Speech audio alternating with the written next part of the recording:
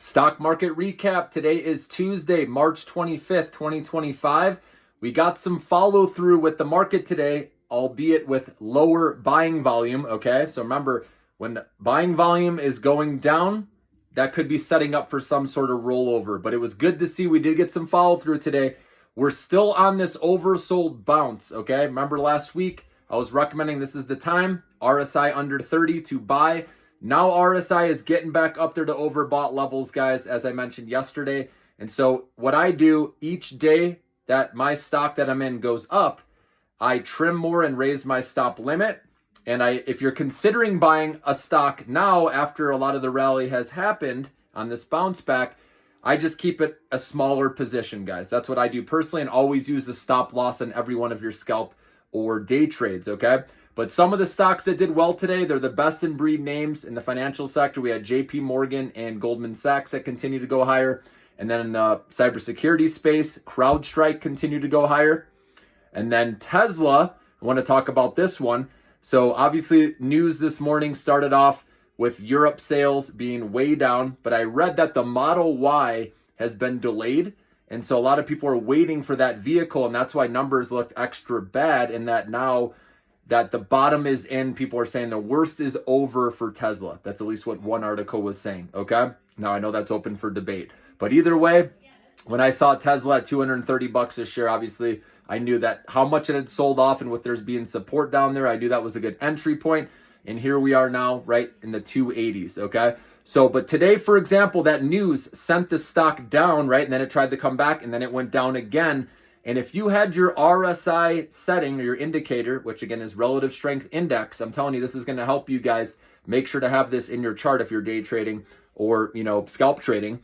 So, and you can look at the 1 hour time frame and the 4 hour time frame, with the short-term trading, day trading. And then obviously if you're looking to buy long, you can look at the longer term time frames, okay?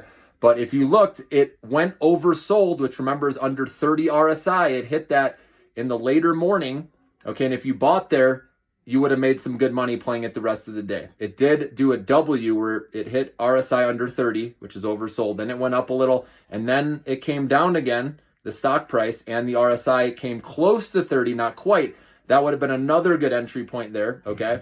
And then so it did a W, and then it just rallied the rest of the day, okay?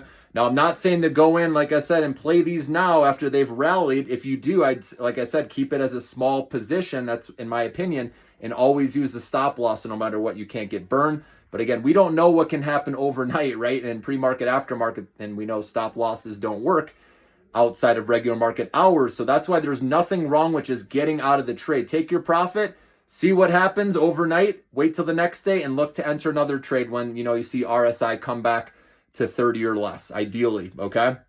So that's what I look for. That's in this environment. Those are the setups, that I'm looking for, okay? Now, also, I just want to let you know, I do believe stocks could roll over at some point down the road, just because we still need to clear through earnings season, right? That starts in about 3 weeks.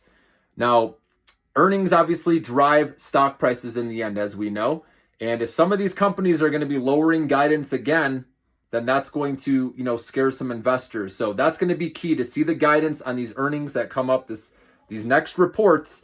If we're seeing lowered guidance, I think we'll roll over. We need to at least see reiterated guidance, ideally, right, raised guidance if we want to have a chance to get back to those all-time highs, by, Q3, right, of 2025. Otherwise, I think it could push back maybe to Q4 of 2025. And we also need to see how the data plays out, because remember, these tariffs, which are just getting implemented again April 2nd, these reciprocation tariffs, and some additional ones Trump was talking about today with like Venezuela and all that, okay?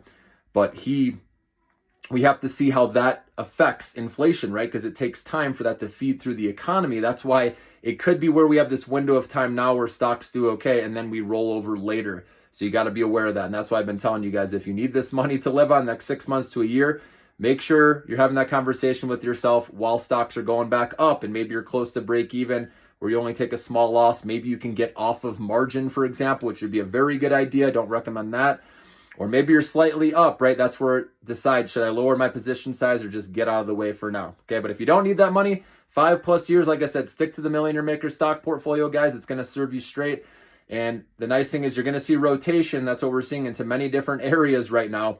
but I will just wait patiently for people to rotate back into the AI names and everything revolving around AI. Even if it gets hate for a while, guys, it's going to happen over time after we get big rallies, right? Then there's going to be people, that say, oh, it's, a bubble, we're going down, and then we get a dip, and then it'll go back up again when people realize, no, this is a once in a generation thing happening where it's helping companies' bottom line, like we've talked about, right? How labor costs go down for the company and they're increasing productivity with revenue. So financials improve, and that can keep a stock price going higher, guys, okay? So I will alert you when I see a really good opportunity. Again, you guys know I was recommending a week and a half ago when we were close to the lows, when I saw that oversold status with the major indexes, and I looked back in history, remember, every time that it's hit that level, we have bounced, and here we are getting this oversold bounce. We don't know how long it will last for, and that's why I've been saying don't overstay your welcome. If you're short-term trading, just scalp trade, get in and out. You don't even have to hold it overnight if you don't want to, okay? That's what I'm doing personally, but you can also trim and raise your stop limit if you want. But like I said, you guys know by now, aftermarket, right, overnight trading and pre-market, you have to watch it because any news could come out overnight and you wake up and your stock has tanked, right? And that's why there's nothing wrong with just getting out of the way with your short-term trades. Lock in your profit, moving on to the next day and see what opportunity comes your way, okay? But like I said, I will alert you guys when these millionaire maker stocks, which are catching a bid, a lot of them right now, come back down. Like I said, down the road, we'll see what happens with the April 2nd tariff implementation, okay, and see the retaliation, how the market reacts and handles that. I'll keep you alert with everything, or keep you up to date with the news and everything coming out, of course, guys. And if there are great buying opportunities, again, the Millionaire Maker stock portfolio, I'll let you know. Have a good night.